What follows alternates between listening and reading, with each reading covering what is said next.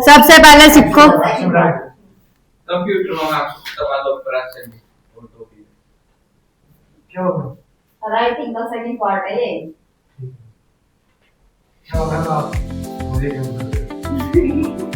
शायद ना बताने की जरूरत पड़े, तुम समझ ही जाओ किस चीज के लिए घूर रही हूँ।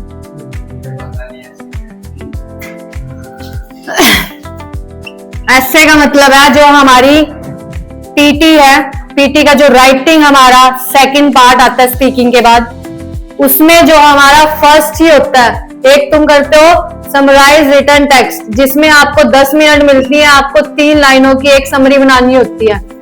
एक टाइप वो राइटिंग में सिर्फ 2 ही टाइप है, जैसे स्पीकिंग में बहुत सारे टाइप होते हैं, read aloud, repeat sentences, many more. ऐसे ही लिसनिंग में बहुत सारे टाइप है, एसएसटी, डिक्टेशन, ब्लैंक्स। रीडिंग में ऐसे ही 2-3 तरीकों से हम रीडिंग को ब्लैंक्स, 2 ब्लैंक्स होते हैं, एक रीऑर्डर होता है। ऐसे ही राइटिंग है, सिर्फ 2 ही टाइप है दक्ष।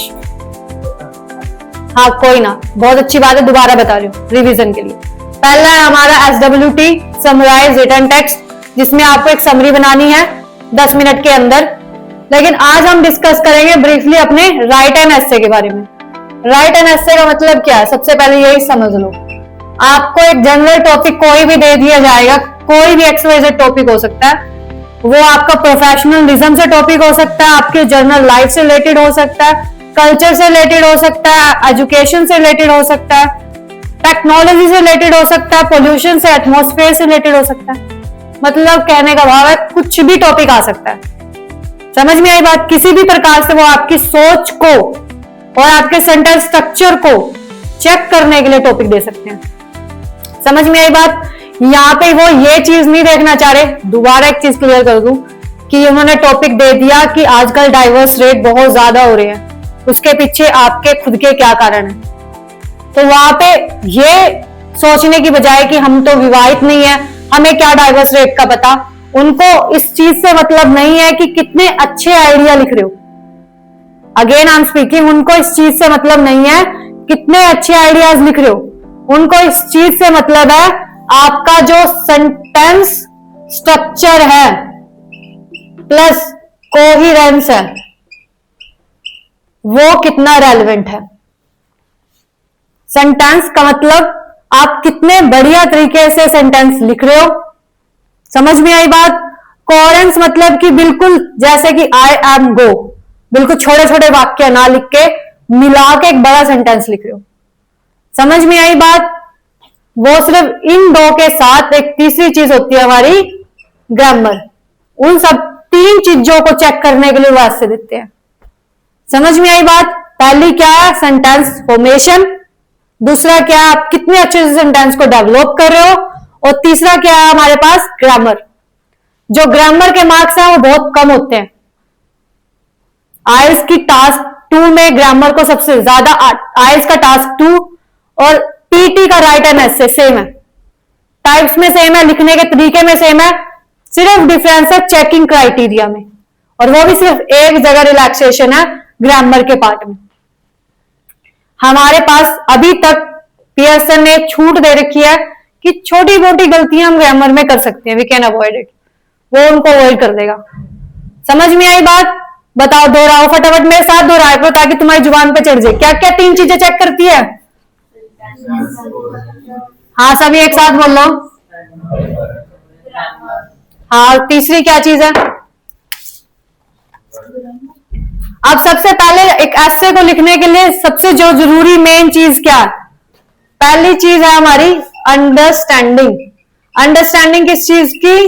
जो कंटेंट क्वेश्चन हमें दिया हुआ है, सबसे पहले आपको क्या समझना है, जो क्वेश्चन दे रखा है ना उसका मीनिंग आपको आना चाहिए।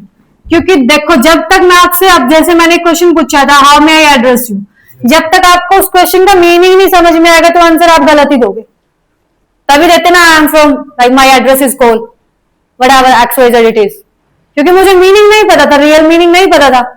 अब वही बात जब आ जाती है हमारी एस्से के टॉपिक को लेके, सबसे जो ज्यादा जरूरी है कि उस सबसे 20 मिनट, हमारे पास कितनी मिनट होती है उसको लिखने के लिए? We have 20 minutes.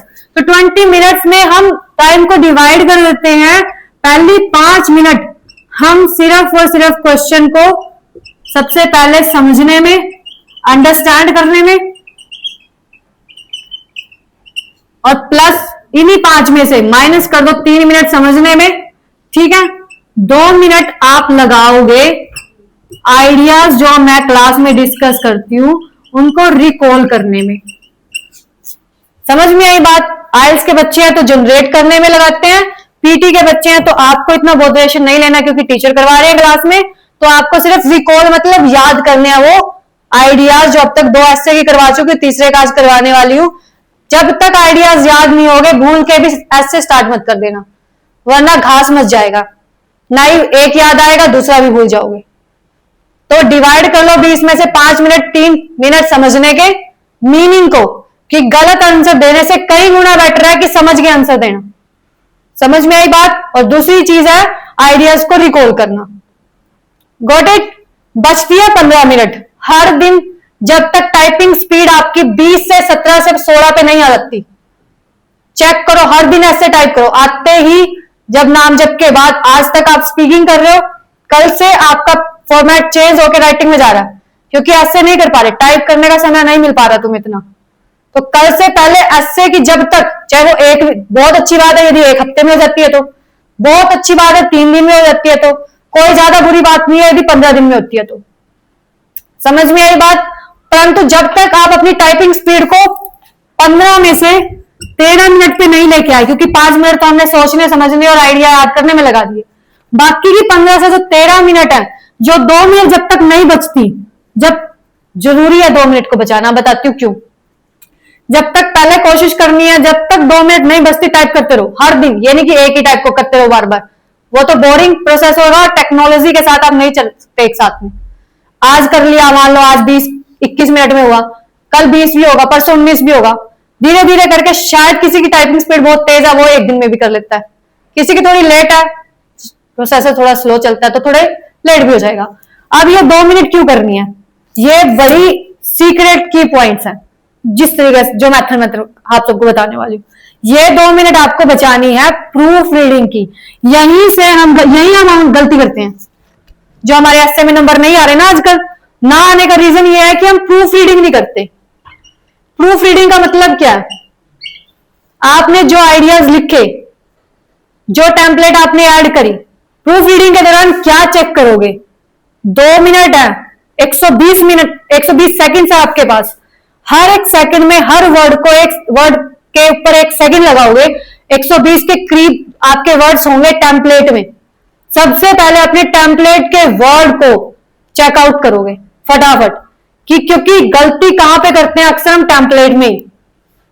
समझ में आ रही है बात? आइडियाज तो खुद के हैं, उनमें गलती हो जाएगी चल जाएगा, टेम्पलेट में गलती होगी पकड़े जाओगे, और पकड़ना हमें नहीं है, उनको पकड़वाना नहीं है, वरना बैन हो जाएगा कॉपी पेस्ट के चक्कर में।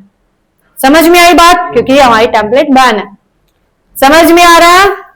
तो प्रूफ रीडिंग को हमें सबसे पहले अपने टेम्पलेट को बार बार पढ़ना है, 2 मिनट इतनी छोड़नी है कि टेम्पलेट पढ़ सके। समझ में आई बात? दूसरी 1 मिनट में टेम्पलेट को रीड कर लिया कि जो मैंने टेम्पलेट में पहले टेम्पलेट देख लूं सही लिखी है कि नहीं लिखी है, फिर जो आइडियाज आपने उसके अंदर ऐड करे हैं, जो आइडियाज ऐड कर रहे हैं ना, उन आइडियाज को आपको क्या करना है? प्रूफ रीड करना है। कहीं पे स्पेलिंग मिस्टेक तो नहीं है, कहीं पे ग्रामर, अब जहां तक आपसे ग्रामर बन पाता है वो तो नहीं गलत है, कोई वर्ड तो नहीं छूट गया आगे, क्योंकि आइडियाज आपके नहीं है, अब आप दूसरों से ले रहे हो। तो कई बार क्या होता है, आपको मीनिंग जब तक समझ नहीं आएगा, आप जब कॉपी करते हो तो नकल के चांसेस ज्यादा होते हैं खराब होने के, क्योंकि दूसरों की चीज का हमें नहीं पता कि बीच में क्या आना चाहिए। तो इसलिए एक तो करते वक्त भी उसका मीनिंग समझ लो मुझसे, वहां पे भी इन केस भूल जाओ तो दोबारा से कोशिश करो कि खुद से उसका वर्ड रिकॉल करके गलत वर्ड की बजाय उस लाइन को थोड़ा सा पैराफ्रेज कर दो, या उस सेंटेंस को छोड़ दो, बेटर इज दैट की अवॉइड कर दो, गलत लिखने से ज्यादा अच्छा। समझ में आई बात? तो ये 2 मिनट बहुत ज्यादा सीक्रेट की हैं आपके ऐसे को बचाने की। आपने प्रूफ रीडिंग कर ली तो ग्रामर के चांसेस सीधा गए, स्पेलिंग के चांस, जो ग्राम आपके मार्क्स करते हैं, स्पेलिंग गई, आइडियाज जो गलत हो सकता था वो गया, तीनों मेजर गलतियां गई, तो अब आज के नंबर कोई नहीं रोक सकता 13 में से देने में। 13 में से 110% आएंगे। समझ में आई बात? जो मेन की फैक्टर बताया, बताओ कौन कौन सा है, स्पीक आउट करो। बोलो सारे, सभी को बोलना भाई, बोलते जाओ। आज हम करते हैं, चलो टेलीविजन के बारे में। पहले लिखो तुम टॉपिक, जो आज का हमारा टॉपिक है वो है टेलीविजन से रिलेटेड। टेलीविजन न्यूज ऑफन, ये सुबह ऑफन का मीनिंग पूछ रहा था मुझसे। इन एडवेंट्स,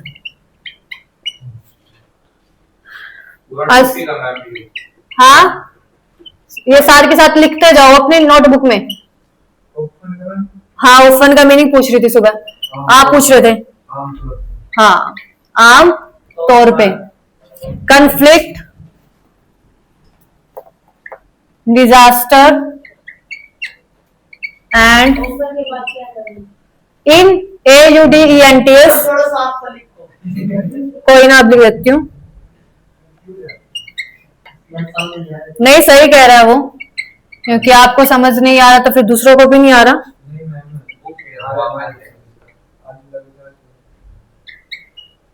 चाय तो मेरे को भी पीनी थी, पर उसी वक्त मैं आपकी क्लास में नहीं, पहले सर ने बुला लिया तो वहां चली गई।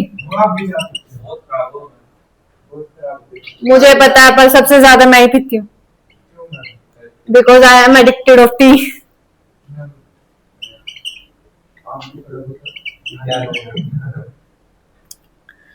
जिस चीज से शरीर में नुकसान होता है उसको छोड़ना अति आवश्यक है, दैट इज राइट। बट चाय हमारी जो है जड़ है, बचपन से, मतलब अभी के बचपन से नहीं, अभी के टाइम की जो मैं, मतलब यहाँ पे मजबूरन चाय पीनी पड़ती है चीनी वाली, परंतु हमारे घर पे करीबन 7-8 साल से चाय जो है गुड़ की बनती है। हाँ जी, हाँ जी, बहुत अच्छी बात है, बहुत अच्छी बात है, दूध पिया करो।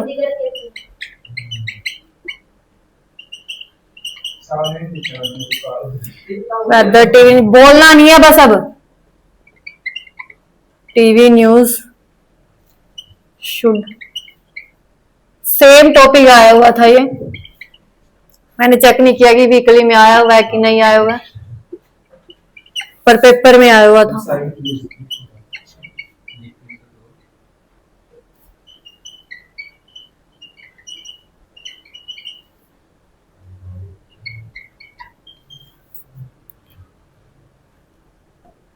क्वेश्चन ये है भाई,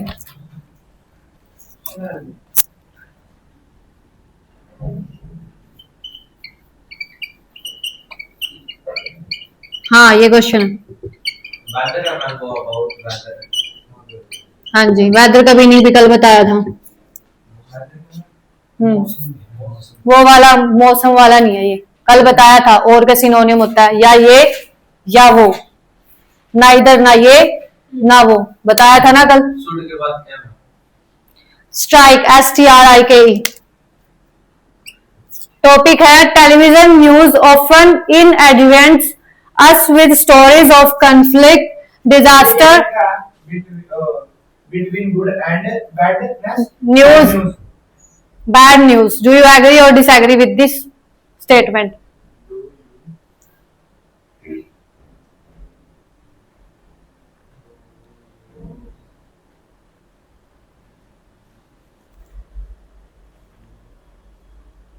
this Statement उसमें भी ऐसे आएगा। बिल्कुल सेम ऐसे आएगा एग्जाम में, आपके सामने ऐसे एग्जाम में क्वेश्चन होगा, ठीक है, नहीं जैसे हम प्रैक्टिस करते हैं, प्रैक्टिस में भी। अब जो आपके सामने टॉपिक है, क्या टॉपिक का मीनिंग है? सबसे पहले टॉपिक का मीनिंग समझो। टॉपिक कह रहा है जो टेलीविजन की न्यूज होती है ना, आमतौर पे उन स्टोरीज को दिखाती है जिनमें झगड़ा हो रखा होता हो। कन्फ्लिक्ट का मतलब क्या होता है? झगड़ा। जो प्राकृतिक आपदाएं होती हैं वो चल रही होती हैं, और अब हैवियर वॉर्स, जो आजकल ये ईरान और इजराइल की युद्ध चल रहे हैं, फैमिन्स, सेलिब्रिटीज के बारे में, बाढ़ के बारे में, एक्सीडेंट्स के बारे में, क्राइम्स डोमिनेट, जो क्राइम हो रहे हैं उनके बारे में। The Airways promoting a debate about whether TV news should strike a balance between good and bad news। तो इसका जो मीनिंग है वो ये कह रहा है, जो बिल्कुल सबसे पहले स्टार्ट करते हुए बता दिया था,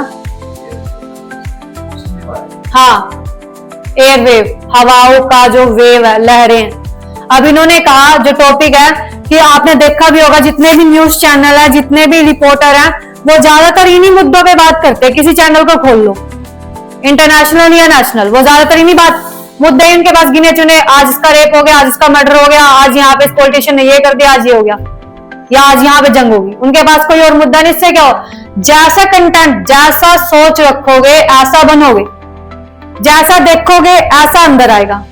तो अब उसकी वजह से क्या प्रभाव पड़ रहा है, जो ये कह रहे हैं उसी का मीनिंग समझा रही हूँ कि इसकी वजह से क्या हो रहा है, लोगों में जो है जैसा आप देखते जाओगे तो उसका सोच ऐसे बनता जाएगा। उनका मेन मकसद है कि लोगों को बताना कि ये चीज हो रही है, वो बता नहीं रहे, वो बैक ऑफ द माइंड आपको ऐसी चीज की हिंट दे रहे हैं कि ये चीज का बढ़ोतरी ज्यादा है, तो शायद लोग इस चीज में इस करके हैं क्योंकि ये इंक्रीज हो रही है, इसी से पॉपुलैरिटी मिल सकती है। तो लोग मतलब अच्छाई के मार्ग पे उन चीजों को गलत लेते हैं, सही नहीं ले पाते क्योंकि वो सोच ही नहीं पाते उसकी सूक्ष्मता को। समझ में आई बात? तो अब इन्होंने कहा, अब आप टॉपिक का मीनिंग समझ में आया सभी को? Did you understand? इस बात से आप कितने सहमत हो और कितने असहमत हो?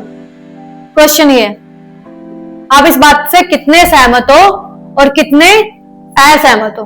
अब बताओ मुझे, just raise your hand, how many students are agree with this statement? हाँ, मतलब इन्होंने कहा कि इन्होंने टॉपिक की यहाँ पे जो लाइन है ना, ये वाली, whether TV news should strike a balance between good and bad news. क्या जो टेलीविजन न्यूज है उनके बीच में बैलेंस होना चाहिए कि भाई जितनी अच्छी न्यूज है उतनी ही बुरी हो, जितनी बुरी है उतनी अच्छी हो। मान लो दिन में 100 मर्डर हो रहे हैं तो 100 अच्छे काम भी होने चाहिए, तभी लोगों को मिक्स बैलेंस मिलेगा।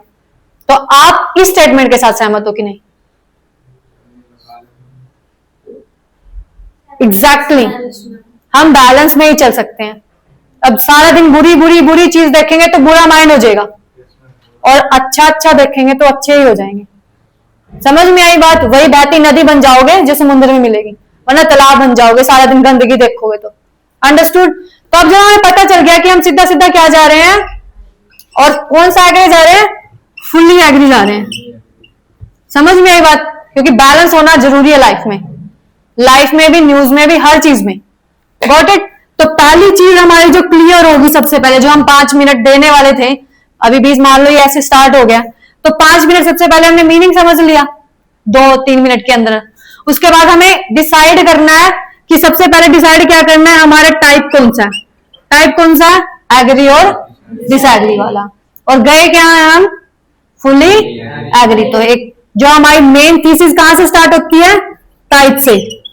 टाइप से स्टार्ट होती है ना, जहां आपकी टेम्पलेट आप साथ के साथ रखो। आपकी टेम्पलेट में लाइन है, आई will discuss, read out fast. I will discuss है ना, तो जहां पे आई विल डिस्कस है, तो यहां पे जब एग्री और डिसएग्री वाली आ जाएगा तो यहां पे ये 2 वर्ड कटके विल और डिस्कस, आई विल डिस्कस आपके टेम्पलेट के अंदर जब ये आपको दिख रहा है, जब एग्री और डिसएग्री वाला टाइप आएगा, सिर्फ जब, कौन से वाला? एग्री और डिसएग्री वाला, जो आज हम कर रहे हैं। जब ये वाला, जैसे कि ये है, जब एग्री और डिसएग्री आएगा, सिर्फ तब ही इन 2 वर्ड को रिप्लेस करना है। कब रिप्लेस करना है? जब एग्री और, बिल्कुल। और किसके साथ रिप्लेस करना है? क्योंकि हम फुली एग्री जा रहे हैं, तो आई विल डिस्कस की जगह क्या यूज कर देंगे हम? आई एम, आई को चेंज कर देंगे एम के साथ, I am fully agree with this statement. जो भी हमारा स्टेटमेंट है उसके साथ XYZ, आज की हमारा स्टेटमेंट ये, वैसे कुछ भी आ जाए XYZ तो वहां पे स्टेटमेंट का स्टेटमेंट एज यूजुअल रहेगा।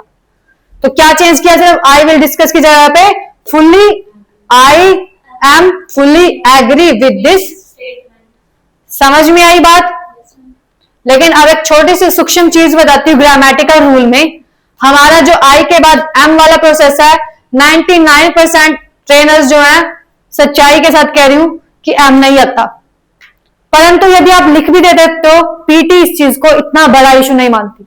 आइल्स में यदि एम लिख देते हो तो बहुत बड़ी गलती है, परंतु पीटी में एम लिख भी दिया तो ग्रामेटिकल एरर में काउंट ज्यादा नहीं होता। समझ में आई बात? यदि आपको अभी से करना तो I fully agree with this statement सीधा बोल सकते हो। समझ में आई बात? तो वह विल डिस्कस को हमने I fully agree with this thesis, और इसी को बोलते हैं थीसिस। थीसिस का मतलब क्या होता है? जब आप मेन चीज क्या कर रहे हो, बता रहे हो पूरे एसे का निचोड़, उसको बोलते हैं थीसिस। समझ में आई बात? निचोड़ जब तक सामने वालों को नहीं बताओगे तब तक उसको समझ में नहीं आएगा कि आपको क्वेश्चन समझ में आया कि नहीं। यहां से आंसर बताना है, ये आंसर है। जैसे मैंने पूछा how may I address you, तो you will answer me you may address me by my full name. तो जैसे क्वेश्चन में क्वेश्चन पूछा ना, तो उसका आंसर ये थीसिस देती है, डिस्कस वाला वर्ड देता है। यहां से एग्जामिनर को पता चलता है कि आपको टाइप समझ में आया और टाइप के साथ साथ आप चल रहे हो। समझ में आई बात? यदि थीसिस का आंसर गलत हो गया ना, तो वो एड्रेस वाले की तरह ये भी गलत हो जाएगा। समझ में आया जो मैं बताना चाह रही हूं? तो आपको आंसर यहां से देना है एग्जामिनर को। यहां से डिसाइड कर लिया जाता है कि फर्दर जो पैराग्राफ पढ़े जाएंगे कि क्रॉस रेड फ्लैग। यदि ये चीज गलत होगी ना, थीसिस गलत होगी, पूरा पैराग्राफ ही रेड फ्लैग जाएगा, फिर वो उसको पढ़ते नहीं। समझ में आई बात? क्योंकि आपने इंट्रो ही गलत कर दी। First impression is the last impression, जो हमारी ईडीएम होती है वो इसी चीज के लिए बनाई गई है। समझ में आई बात? आंसर हमें हमेशा थीसिस का सही देना है। अब फटाफट अपने दिमाग में जनरेट करो आइडियाज फास्ट कि क्यों एग्री हो आप इस चीज के साथ, क्यों बैलेंस करना चाहिए और किस तरीके से बैलेंस करना चाहिए, बताओ मुझे। हम एग्री चले गए कि नहीं चले गए? अब हमें ये भी तो डिफाइन करना है कि किस तरीके से करना चाहिए हमें, बताओ फटाफट। टॉपिक से एग्री हो गए, अब हमारे पास आइडियाज भी तो होने चाहिए।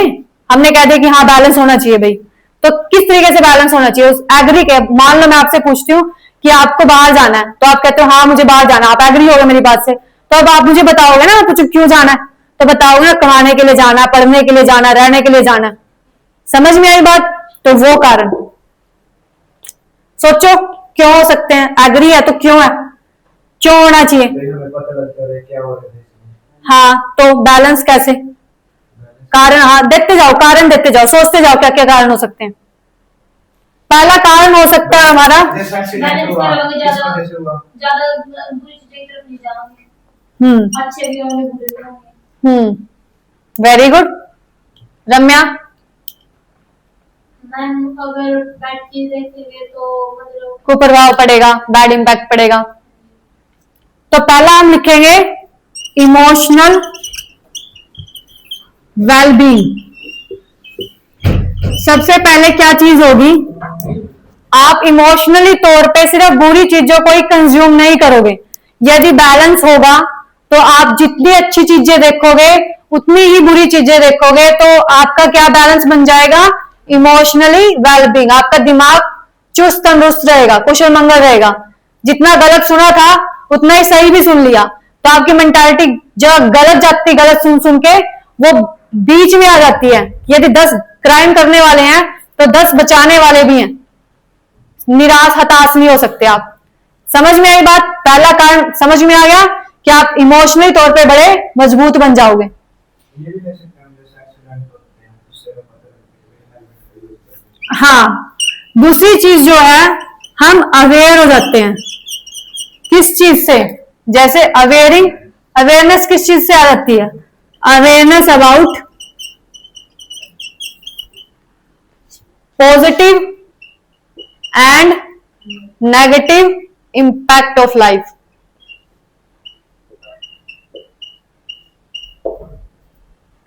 समझ में आई बात?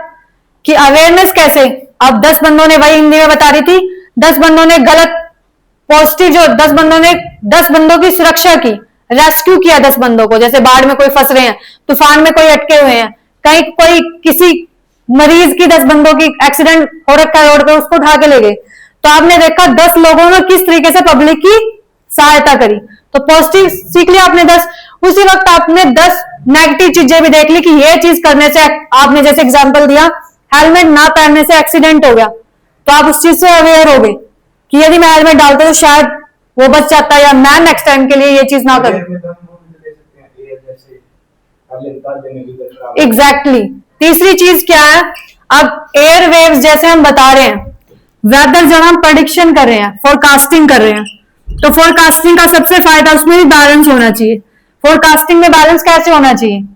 आपको वही न्यूज पहले दिखानी है, सुन लो, हमें वही न्यूज, मान लो कि हमें पता है कि आज शाम को बहुत बड़ा तूफान आएगा, ठीक है, सिर्फ मुझे पता है, तो मैं किस तरीके से रिप्रेजेंट करूंगी?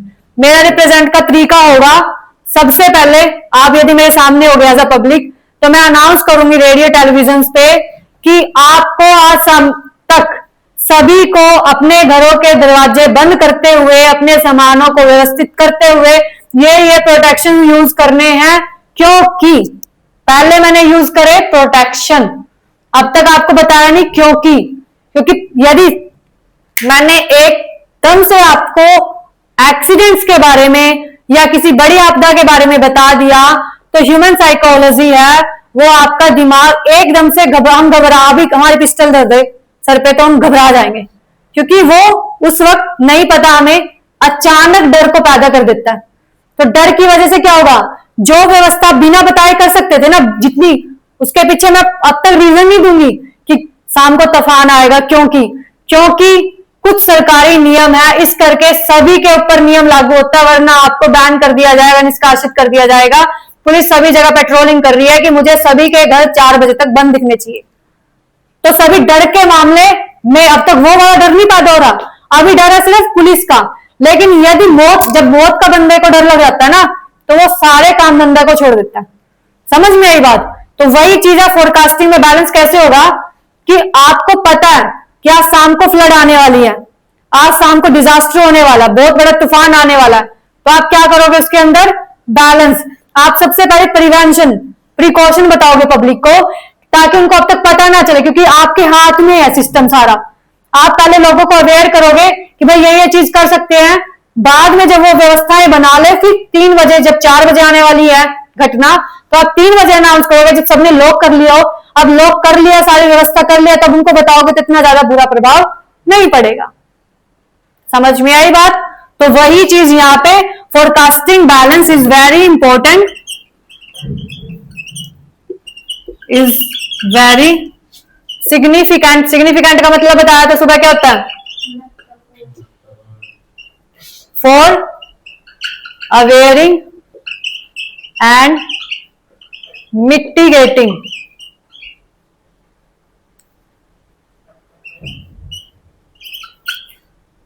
फियर ऑफ डेथ, जो जान माल की कमी, डर एकदम से पैदा हो जाता है ना बंदे के दिमाग में कि अब तो मर ही जाऊंगा, अब मेरे से कुछ, वो सुन हो जाती है बॉडी, तो उसके डर को जो है कुछ हद तक काम कर सकते हैं।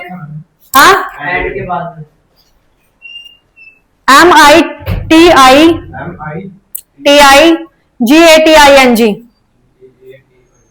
Mitigating fear of death. Crime बता, बहुत अच्छी बात है, बताएगा तो। जैसे कि मैम आप कह रहे थे लड़कियों के साथ ऐसा होता है, उनको पहले पता लग जाएगा खबर के माध्यम से, लड़कियां सिक्योर होगी। बिल्कुल। चौथा जो है balance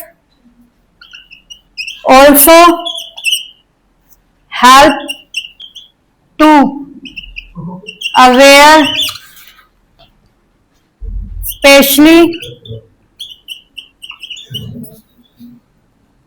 girls who are immature for taking any type of decision after watching, just a second, after watching some example of rape and sexual harassment. वो के बाद ये लिखा है, और taking ना बच्चे वाले लिख सकते हैं, बच्चे के लिए होते हैं। exactly, and sexual harassment balance also help type of decision. Balance also helps to aware, especially girls who are immature for taking any type of decisions after watching some examples of rape and sexual harassment. और कौन सा है ma'am? है ऊपर question देख लो, बता दो मम्मा। हो गया ऑलमोस्ट। कन्फ्लिक्शन वाला रहता है, कन्फ्लिक्शन में क्या होता है? बहस, जो पॉलिटिशियन, राजनीतिक बहस। इससे मैम मैम इससे मतलब जो भी हमारे राज्य में या देश में नियम लागू होते हैं उनके बारे में इससे थोड़ी पता लगेगा। इन्होंने कहा जो हम ज्यादा से ज्यादा बहस देखते हैं, डिबेट देखते हैं, उसको किस तरीके से बैलेंस किया जा सकता है, बहस को किस तरीके से बैलेंस कर सकते हैं, हाँ, सोचो। सबसे महत्वपूर्ण one don't argue, there is 242, I will go with you, don't worry about it. आज तो तुम 3:30 में जाओगे। अच्छा, तुम्हें आज तो मौका दिया ना सावन के साथ जाने का। तुमने कितने पॉइंट लिख लिए? सारे लिख दिए 3 लिख लिए। सारे जितने भी चार बता दिया भाई इसमें कोई ना, अभी रेस भी नहीं कर रही मैं ये। फॉर एग्जाम्पल, चौथा हम लिख रहे हैं फॉर एग्जाम्पल। हाँ, एक उदाहरण भी देना है हमें, पहले एग्जाम्पल लिख लो। फॉर एग्जाम्पल,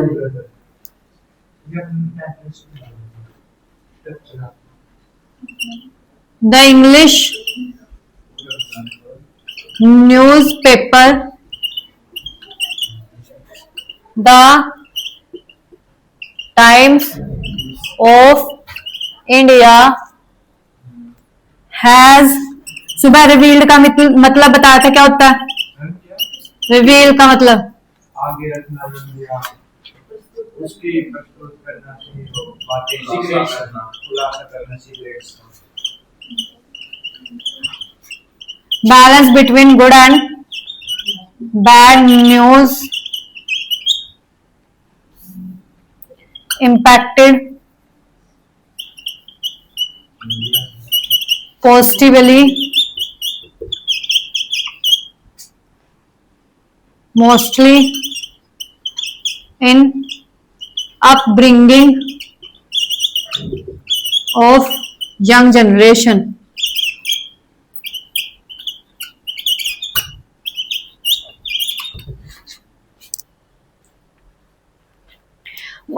फॉर एग्जाम्पल, जो इंग्लिश न्यूज़पेपर है द टाइम्स ऑफ इंडिया, ये इस तरीके से ही लिखना है।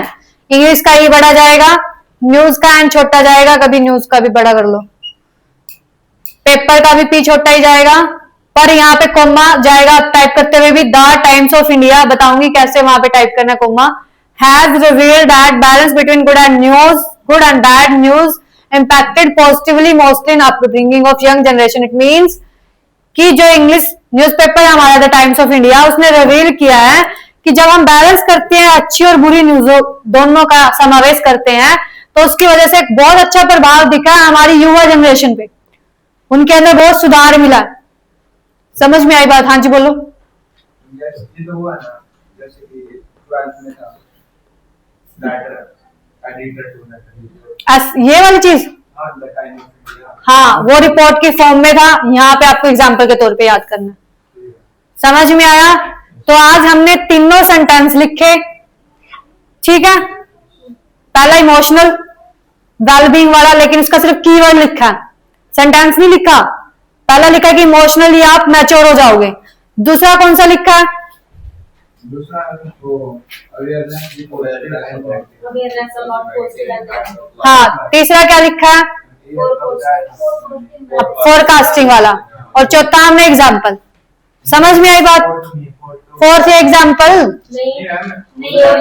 फोर्थ, अच्छा, एक गर्ल्स वाला, मतलब चारों सेंटेंस बता चुकी हूँ और एक एग्जाम्पल बता चुकी। हो गया? ये लिख लिया तुमने नोटबुक में। अब जो तुम गलतियां करते हो कि इसको जब टेम्पलेट के हिसाब से ऐड कैसे करना है, पहले वो सीख लो। अभी 45 ही तो हुए, 10 मिनट रखती हैं।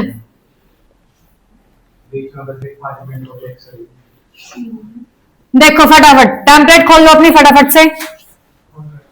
टेम्पलेट में सबसे पहले आपको करना क्या है, सबसे पहले टेम्पलेट में एक फिक्स लाइन, मुझे एक टेम्पलेट दे दो, आप इससे ज्वाइन कर लो। In today's age of rapid scientific technological advancement comma where, comma के बाद वेयर दिख रहा है टेम्पलेट में, वेयर एज इट इज लिखना है। उसके बाद टॉपिक सेंटेंस दिख रहा है, टॉपिक सेंटेंस तुम्हें, तो वहां पे टॉपिक सेंटेंस देख लो कैसे डालना होता है। पहले लाइन पढ़ो, in today's age of rapid scientific technology advancement, technological advancement comma where, दिख गया दक्ष। उसके बाद आपको यहाँ पे टॉपिक रिलेटेड सेंटेंस लिखना है। तो वहीं पे तुम गलतियां करते हो कि क्या चीज लिखनी है, यहां से लेके, ठीक है, यहां तक जहां तक क्वेश्चन नहीं आया, जहां तक क्वेश्चन आ गया ना, do you agree to understand, हाँ ये तो सिर्फ इतना बड़ा ये वाला टॉपिक है, बाकी सभी टॉपिक इतने बड़े नहीं आते। कोई कोई टॉपिक बहुत बड़ा आ जाता है, कोई कोई बिल्कुल 2 लाइन का आता है। Pollution is increasing day by day, exactly. Typing अब तक करी नहीं ना, तभी तो कह रही हूं कि टाइपिंग करोगे तब सीखोगे। समझ में आई बात? तो यहाँ पे पूरा ये आपको पैसेज से लिखना है। कहां पे लिखना है? टॉपिक 1 में, जहां पे टॉपिक सेंटेंस है ना, वेयर के बाद जहां पे स्टार्ट है, वहां पे ये पूरा यहां से लेके यहां तक लिख दिया। उसके बाद वापस आओ, आई विल डिस्कस मैंने कटवा दिया था क्योंकि ये टाइप कौन सा था, एग्री। तो वहां पे क्या लिखना है, I fully agree with this statement. उसके बाद एंड उसके बाद आगे more broadly which I will discuss. अब वहां पे एक लाइन और ऐड करनी है उसके आगे, I am fully agree with this statement, था ना वहां तक, विच। अब विच लगाओगे, पहले लगाओगे विच, फिर लगाओ विच आई विल डिस्कस, ये एक नई ऐड लाइन करोगे, स्टेटमेंट के बाद ऐड करोगे, ये जहां स्टेटमेंट थी ना थीसिस में, मेन आंसर में, वहां पे ऐड कर दोगे विच आई विल डिस्कस। आगे फिर दोबारा टेम्पलेट में आ जाएंगे हम, आगे लिखा हुआ है ना फर्स्ट पैराग्राफ की अंतिम लाइन टॉपिक के बाद, मोर ब्रॉडली इन अपकमिंग पैराग्राफ्स। पढ़ दक्ष एक बार ध्यान से, पढ़ रहा, समझ नहीं आ रहा? हाँ, उसके बाद जहां स्टेटमेंट खत्म हो रही थी ना, हमने लिखा था ना I fully agree with this statement, full stop नहीं डालना वहां, फुल स्टॉप ना डालने की बजाय हम सेंटेंस में ऐड कर देंगे विच। हाँ, विच लिख के उसमें उस स्टेटमेंट के बाद फुल स्टॉप नहीं डालना, ना ही कोमा डालना। हम क्या कनेक्टर यूज करेंगे, विच आई विल डिस्कस, आगे मोर ब्रॉडली, टेम्पलेट से लाइन उठानी है, मोर ब्रॉडली इन अपकमिंग पैराग्राफ्स। उसके बाद नेक्स्ट है हमारे पास सेकंड पैराग्राफ में आ जाओ, from my perspective as it is लिखना है। पहले टेम्पलेट में देख लो, फ्रॉम माई पर्सपेक्टिव है ना, एज इट इज लिखना, फिर कोमा डालना है। There are various view points to consider, as it is लिखना, कोई चेंज नहीं है। First and foremost as it is लिखना, कोमा डालना। उसके बाद अब स्टार्ट होता है जो हमने पहला सेंटेंस लिखा था ना, इमोशनल वेलबींग वाला, समझ में आई बात, वो लिखोगे पहला sentence same as it is, जो नोटबुक में लिखा है ना, जो मैं लिखवाऊंगी यहाँ पे, सेम सेंटेंस यहाँ पे सिर्फ ऐड करना है आपको। कहाँ पे? फर्स्ट एंड फॉरमोस्ट के, हाँ, इमोशनल वेलबींग, ये थोड़ा कीवर्ड्स में है, कल इसका सेंटेंस थोड़ा बड़ा भी बता सकते हो। वैसे इतना भी लिखोगे तो चलेगा, कोई बड़ी प्रॉब्लम नहीं है, क्योंकि हम 4 सेंटेंसेस लिखने वाले हैं, 4 लिखने वाले हैं। यदि 2 लिखोगे तो थोड़ा डीप लिखना पड़ेगा, हम पहले ही 4 लेके चल रहे हैं तो छोटे कीवर्ड्स चला सकते हैं। समझ में आई बात? तो लिख दिया इमोशनल वेलबींग हमारी। उसके बाद हाँ, यहाँ पे जाएंगे, कोमा डाल देंगे इमोशनल वेलबींग के बाद, which is crucial for several reasons, लिख दिया। उसके बाद फुल स्टॉप डाल दिया, फिर कनेक्टर यूज किया, कौन सा, मोर ओवर। फिर हमने जो सेकंड सेंटेंस लिखा था, positive negative awareness, same as it is वो यहाँ पे टाइप करना है फुल स्टॉप तक। मोर ओवर के बाद same, more over connector use कर लिया, सेम डाल दिया। उसके बाद आपने फुल स्टॉप डालना है। फिर जो फॉर एग्जाम्पल मैंने अभी लिखवाया था ना आपको, रफ इरेज कर दिया, वो वाला फॉर एग्जाम्पल डाल के same, the Times of India has revealed, the English newspaper the Times of India. समझ में आई बात? हाँ, सभी ऐसे में अलग अलग के हिसाब से, यहां तक तो सेम रहेगा, the Times of, the English newspaper times of India has revealed, revealed तक सेम रहेगा। उसके बाद जो भी टॉपिक होगा वो टॉपिक ऐड करना है बस। जैसे यहाँ का टॉपिक किसके बारे में था, गुड और बैड न्यूज के इम्पैक्ट के बारे में, तो कोई पोल्यूशन के बारे में होगा तो पोल्यूशन आ जाएगा। समझ में आई बात? वो तो जब प्रैक्टिकली करोगे, थ्योरेटिकल इतना कुछ खास समझ नहीं आएगा रम्या, प्रैक्टिकली ज्यादा समझ में आएगा। समझ में आई? हाँ, रिवील तक सेम ही रहेगा। उसके बाद नेक्स्ट जब आपका ये पैराग्राफ भी खत्म हो गया, सेकंड पैराग्राफ भी, थर्ड पैराग्राफ में जाओगे आप। थर्ड पैराग्राफ पे क्या है? फर्दर मोर लिखना है, फिर कॉमा डालना है।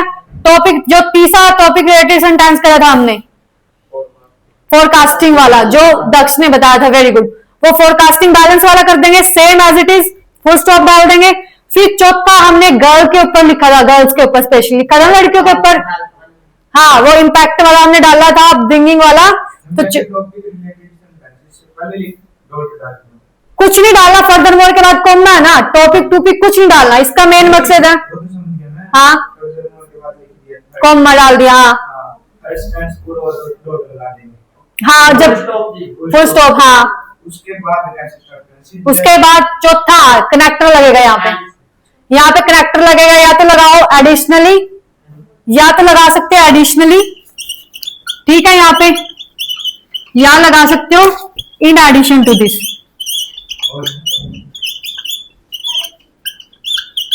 हम फर्दर मोर और मोर ओवर इसमें यूज कर चुके already.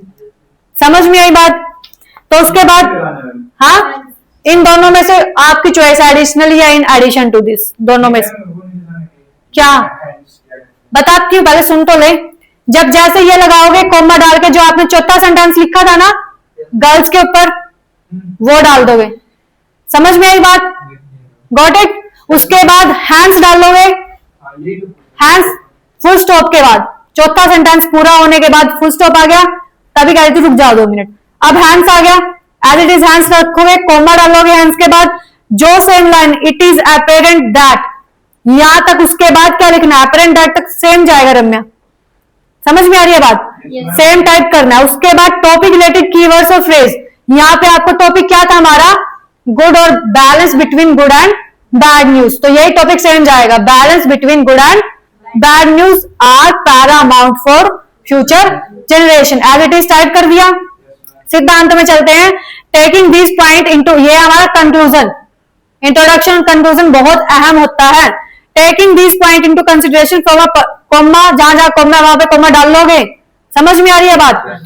From a personal point of view, फिर comma, I am inclined to believe that, that तक सेम। अब यहाँ पे जो आपने 4 सेंटेंसेस लिखे, पहले 2 सेंटेंस में इमोशनल वेलबींग था, एक वर्ड हो गया। दूसरे में क्या था? अपब्रिंगिंग इंपैक्ट था, या पॉजिटिव नेगेटिव इंपैक्ट था। दूसरा कीवर्ड वो हो गया। कीवर्ड छांटने बेसिकली सेंटेंसेस में से 2 कीवर्ड छांट लिए। पहले वाला तो इमोशनल वेलबींग था ही, खुद कीवर्ड था। दूसरे में से पॉजिटिव और नेगेटिव इंपैक्ट छटे क्या? मनीषा समझ में आ रहा है? तो बस देख के घबरा रही है तू तो। उसके बाद हमारे पास तीसरा और चौथा सेंटेंसेस था, फोरकास्टिंग वाला था, बैलेंस बिटवीन फोरकास्टिंग, तीसरा कीवर्ड होगा। चौथा क्या था? Unaware, awareness between girls. समझ में आई बात? चारों कीवर्ड्स आप यहाँ पे सेम डाल दोगे बिलीव दैट के बाद। समझ में आ गया? फुल स्टॉप के बाद जो सीधा लिखा, it is essential to understand, फिर दोबारा से हमारा topic related good and balance between good and bad news, क्या? फॉर अ बेटर फ्यूचर, क्या इंपॉर्टेंट है? Is important for better future. समझ में आई बात? तो इस तरीके से आप, अभी भी कोई डाउट हो you can clear your doubt. अब बस तो निकल गई है मनीषा, कोई ना 3:30 वाली में चले जाना, या बच सकते हो अभी, बच सकते हो अभी, जाओ फिर फटाफट, गर्ल्स भाग सकती है। ये राधे राधे सभी को, सावन इनके साथ जा गई, नहीं इनके साथ जाना ज्यादा जरूरी है।